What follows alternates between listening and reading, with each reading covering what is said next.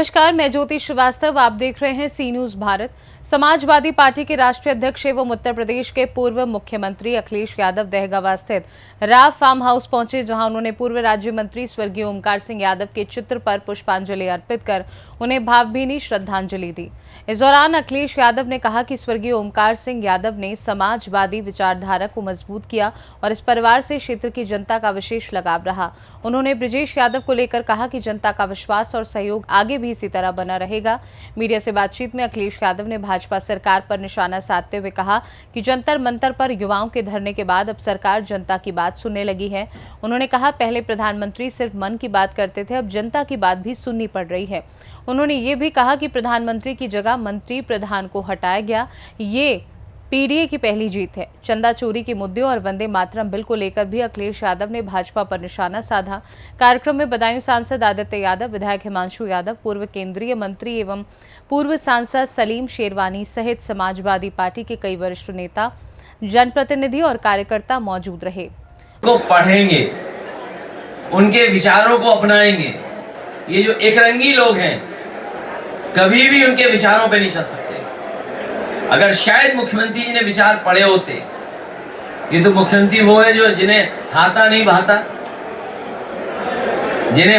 भाता, तो वो विचारों को नहीं पढ़ रहे हैं। जब उनकी कुर्सियां खाली रह गई तो उन्हें लगा कि जोड़े कैसे, तो जोड़ने के लिए उन्होंने केवल नाम रखा है, उस पर अमल नहीं करेंगे।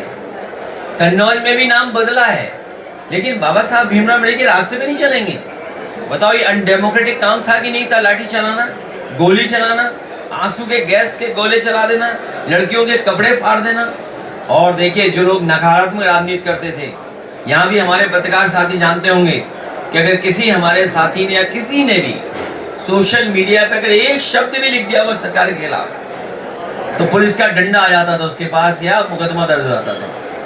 लेकिन उन बहनों ने, उन बेटियों ने वो नारे लगाए, वो नारे की तस्वीरें दिखाई। जो नकारात्मक राजनीति करते थे, अब नकारात्मक राजनीति करना भूल गए वो लोग। सौगत राय जी से आपकी मुलाकात हुई, आपने कहा तजुर्बों का साथ है, तो विशेषज्ञों का अगले चुनाव को लेकर काफी प्रयास लगा रहे हैं, किस तरीके का आपका क्या मानना है?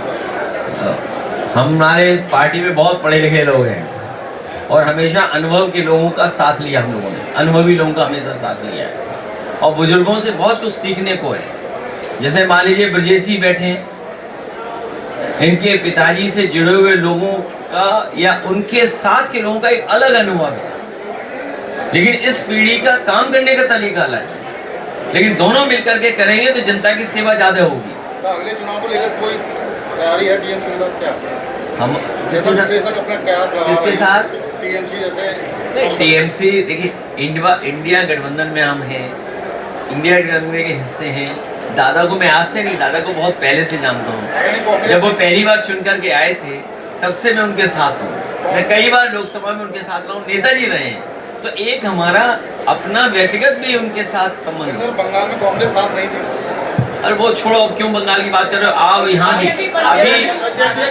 अभी एक साथी ने जो पूछा, नीट का पूछा था, अभी हमारे एक साथी ने नीट पूछा था, नीट में जो धोखा दिया, हम इस पक्ष में हैं कि जब नीयत साफ होगी सरकार की तो नीट जैसी परीक्षा भी साफ होंगी, उनमें भी कोई भेदभाव नहीं होगा। और जब से उत्तर प्रदेश की सरकार भारतीय जनता पार्टी आई है, 20 से ज्यादा पेपर लीक हुए हैं और अभी सुनने में आया है कि सरकार के लोग घबरा गए जब मैंने ये कहा लोकसभा में कि 26,000 प्राइमरी स्कूल बंद हो गए। ये केवल 26,000 प्राइमरी स्कूल बंद नहीं हुए।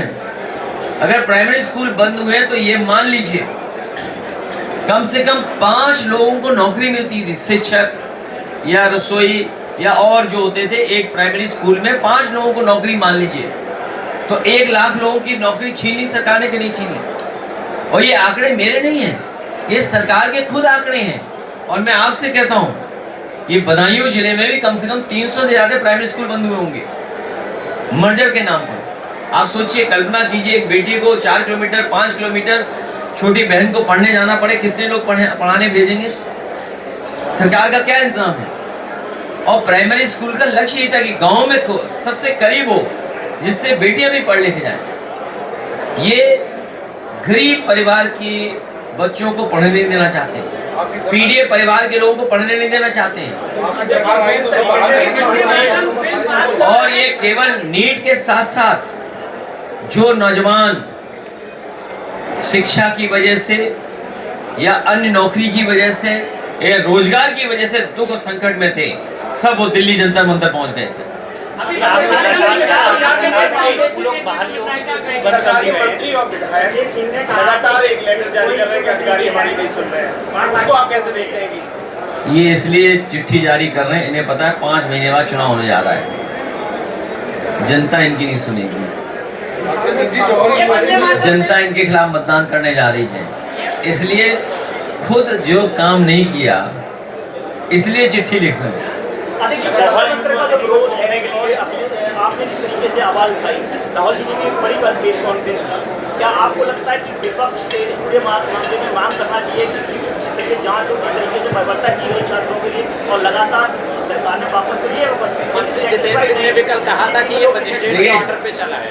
हमारे मेन स्ट्रीम मीडिया ने जांच की हो जांच, लेकिन हमारी मेन स्ट्रीट मीडिया ने सब दिखा दिया, जो जमीन पर थे, जो उनके बीच थे, जिन्हें दाना गाने का लेना देना नहीं था, जिसका दाना उसका गाना, उसका लेना देना नहीं था उन्होंने सब कुछ दिखाया कि बच्चों के साथ क्या हुआ है। बेटियों के कपड़े फाड़े गए, लड़कों को लाठी पड़ी, लड़कों के साथ जो व्यवहार हुआ कोई सोच नहीं सकता है।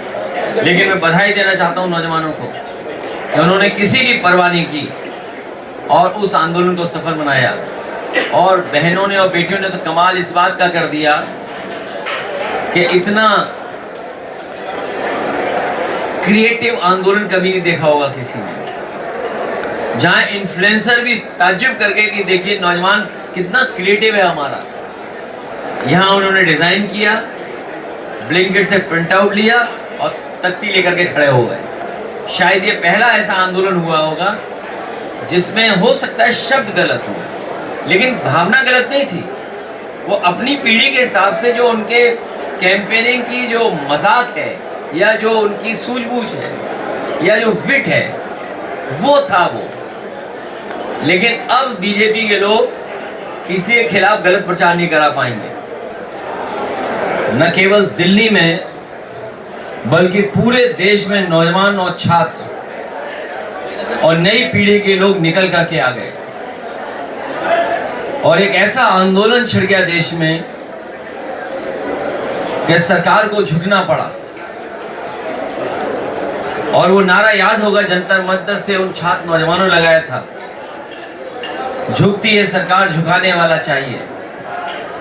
जो सरकार अपने आप को ये कहती थी कि हम नहीं झुकेंगे, अंततः छात्र नौजवानों के उस आंदोलन के बाद उन्हें झुकना पड़ा। और सच्चाई तो ये है, प्रधानमंत्री जी को बचाने के लिए मंत्री प्रधान को हटना पड़ा। और जो घटनाक्रम हुआ है, प्रधानमंत्री तो अपनी मन की बात कहते रहे, उनकी मन की बात तो आपने सबने सुना। गृह मंत्री जी की मन की बात हम लोग नहीं सुन पाए। और सच्चाई ये है कि सांसदों जितने भी थे भारतीय जनता पार्टी के, उनके मन की बात सुन ली प्रधान जी ने और इस्तीफा दे दिया, क्योंकि वो सभी सांसद संकट में थे। वो सोच रहे थे ये मुसीबत कैसे हटे, इस मुसीबत से कैसे बचें। तो प्रधानमंत्री जी की मन की बात तो हम लोगों ने सुनी, आपने सुनी। गृह मंत्री जी के मन की बात नहीं सुन पाए। और जितने भी सांसद थे भारतीय जनता पार्टी के, उनकी मन की बात मंत्री जी ने सुन ली और इस्तीफा दे दिया। तो इस्तीफा तो हुआ है, मंत्री गए हैं, लेकिन सरकार बच गई।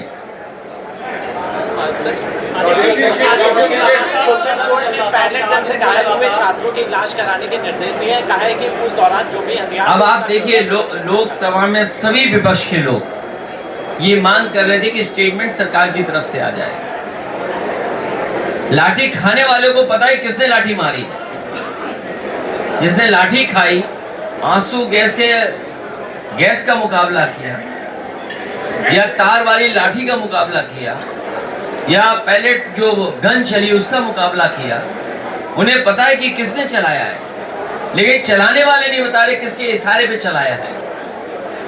जो खाया है, जो दुख पीड़ित रहा, उसे पता है कहां से चली है लाठी, लेकिन जिसने लाठी चलाई है उसे नहीं पता है कि किसके आदेश में वो लाठी चली है।